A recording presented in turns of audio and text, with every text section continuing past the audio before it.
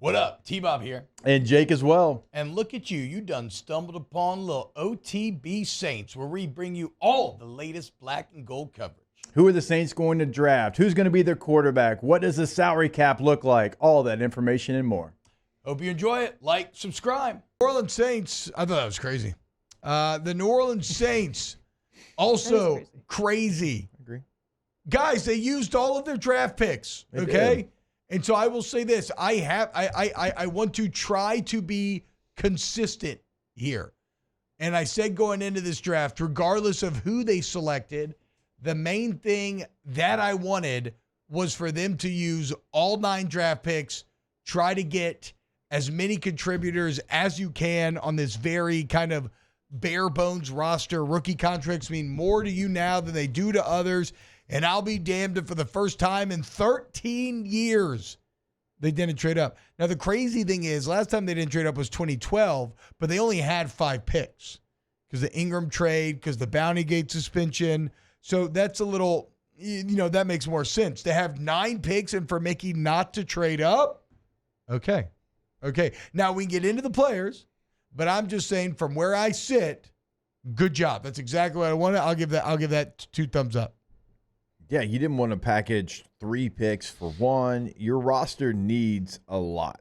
It needed a lot. And so you get, obviously, a first and second round pick, but you get 2 in the third, 2 in the fourth, and you're going to be counting on those third and fourth round picks. Like, they have to help you in this upcoming season. So if you would have traded, away those picks and did like a 4-for-1 just to move up and select somebody in the second round, I don't think that would have behooved you. No, I agree. I mean, especially, look, man, some of the names you got, dude. I mean, Stutzman, let's go, dude. Even like Devin Neal. I loved watching Devin Neal at Kansas. Devin Neal feels like it's a running back, but still really good value there in the 6th round. I mean, 3 straight years of over 1,000 yards. So that was one of the other themes of the draft was production. Yeah. All these players productive in college. So this is not a draft that featured a lot of the high potential picks that has caused Saints fans to kind of tear their hair out. Now, obviously, though, we got to talk about Tyler Shough at 40 because that is the story for the New Orleans Saints. And I didn't realize this, guys, because we never said it like this going into it. That whole Archie Manning stat, this 1971, it's first and second round. Yeah. So, although they still haven't done a first rounder, they've completed half of it. Now, for the first time since 1971, you drafted a quarterback in the first 2 rounds, getting Shough at 40. Guys, what was his name? Garrett Grayson. Was he the only 3rd rounder? Yeah, was that Colorado State? Yeah. Nope. Maybe Jim McElwain. I can't remember. So real quick, I'll tell a story before we get into it. Yesterday, so I'm doing off campus, and in the middle of the show, all of a sudden, Tyler Shough pops up on the Zoom. I'm like, do we Tyler Shough today? I didn't see it on the rundown. Like, nobody said anything. And I'm like looking at my text message. He's sitting there, like, we're in a segment. He's sitting there, and I'm trying not to. And I'm like, did somebody text me? It just happened. He joined the wrong Zoom link. Oh, wow. He's going to be. Had y'all Zoom link just buried in there somewhere? Well, because Dennis, our producer, who he is producing Rhett Lewis's like NFL draft. They do it all, pre-draft for a couple of months, and he was joining that show, and I was like, hey, I don't know if you're supposed to be here. It was funny, so we figured it out, but it was cool, man. He sat there and he talked to us for a little bit. One of our producers, Dan, had a Giants hat on, and he pulled like 3 or 4 Saints hats. He's like, I can send you one of these if you want me to. Hell yeah, dude. So I had a good little 3-minute conversation with him. Seemed very excited to be drafted by the Saints. Yeah. He seems ecstatic. Didn't he had a quote along the lines of fight and die as well when asked about what he was gonna do to the city. And here's what I'll say. Before the draft, I found Tyler Shough to be a bit of an unexciting pick, right? He's played 18 years in college. He had the one really good year this last season, but he's all blah, blah, blah. Shooter's got the flash. Milroe's got the speed. But as I continuously said before the draft as well, my opinion doesn't mean anything. I'm not a scout. I'm just here trying to make jokes and be like, look at this, cashews come from apples. So like whose opinion does mean something is Kellen Moore. That man will forget more football twice over and then some than I will ever know. And Kellen Moore seems very excited about Shough. And look, I'm not worried about the injuries. It's all broken bones. Those things happen, but there's no real long-term damage from broken bones. That's all well and good. It looks like, so in a funny way, Tyler Shough did the inverse of what Shedeur Sanders did. Because Shedeur Sanders had good film, had those stuff, but through the pre-draft process, through not working out, through god-awful interviews, he destroyed his draft stock. Yeah. Tyler Shough, by going, and Moore talked about this, by going to the combine, going to the Senior Bowl, doing everything. Yeah. Same thing for Jackson Dart. Interviewing well, showing up well. He maximized his pre-draft process, and he ends up getting drafted 40 of the Saints, damn near a first-round pick. Yeah, I think it's very important to point that out. And I talked to a lot of different people in front offices, even talked to a head coach in the NFL, and they said just that. They said, look, I understand that there's been people before that have, not thrown at the combine. He said, but this class, there was a ton of guys that just didn't do anything. Yeah. Just did not do anything. And so we appreciated the fact that somebody went out there and we could evaluate it. We had verified times on all, and not just quarterback, but we had verified times on this guy. So, some of these guys didn't do anything at pro day either. Yeah. So it is a good lesson. You got a 4.63 40 on Shough. Yeah, it is. It's a good lesson to go out there and, compete. And did y'all go over, Tate Alondra, the timeline of his career yesterday? So a little bit. Okay, well, I'll quickly kind of do it here. Okay, so in 2018, that's when he got to Oregon. Yeah, I know. No, I know. All right, so in 2018, Cristobal was his coach. He redshirted. Juwan Johnson was his tight end at one point in Oregon. He redshirted, played in 3 games as a reserve. Okay, in 2019, played in 5 games as Justin Herbert's backup. In 2020, he ranked 7th in the FBS with 14.7 yards per completion. Started, 7 games in that season. 2021, he goes from Oregon to Texas Tech. Started the first 4 games, missed the rest of the year with a broken collarbone. Graduated from Oregon in 3 years, decided to transfer to Texas Tech that season after they signed freshman Ty Thompson. Then Anthony Brown, I don't know if you remember that name.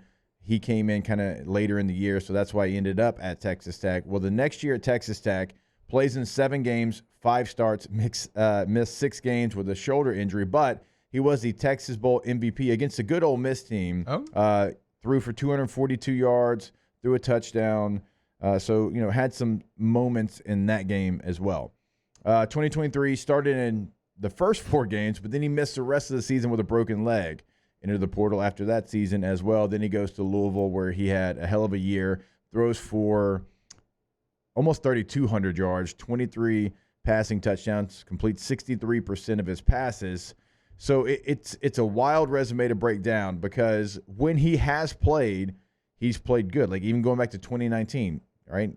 Played well when he came in for Justin Herbert. He had another solid year at Oregon. He had some solid years, the beginning of some really good foundation at Texas Tech, but he got injured every time he started to build that foundation.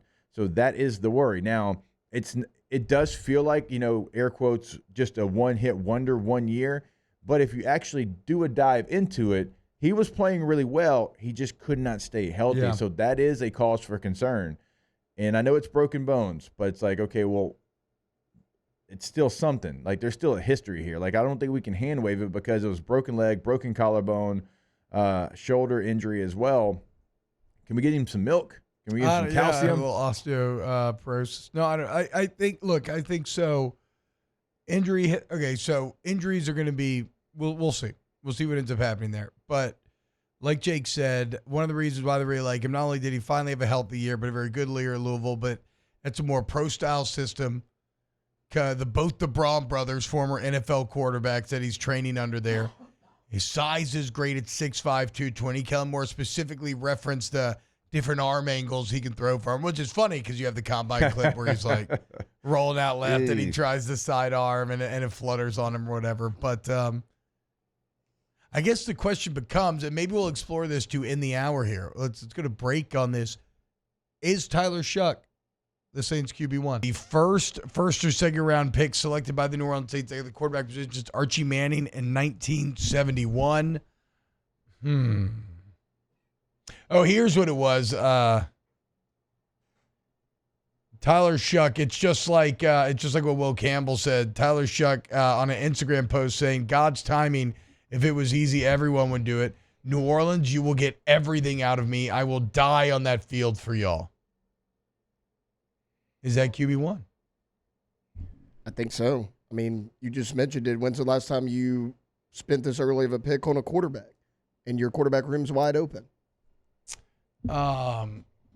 Yeah, I mean, and look, this is not to say, look, sure, I hope Spencer Rattler works as hard as he can, gets as good as he can, and maybe he ends up being the guy. Maybe Shough's not that guy. I guess now Mickey Loomis did say if Derek Carr is healthy, he's the starter. I guess we still don't know fully what the deal is with Carr's shoulder.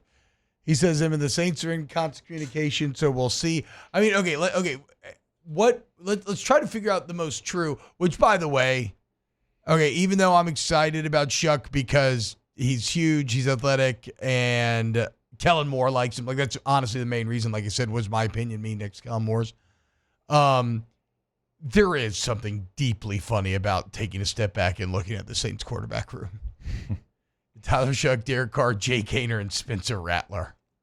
The amount of money, time, and resources that went into producing that room is actually objectively kind of funny. But let's talk about what we know for sure. Jake's out. Yes? Yeah, Jake's out. Jake's out, right? Yeah. Okay.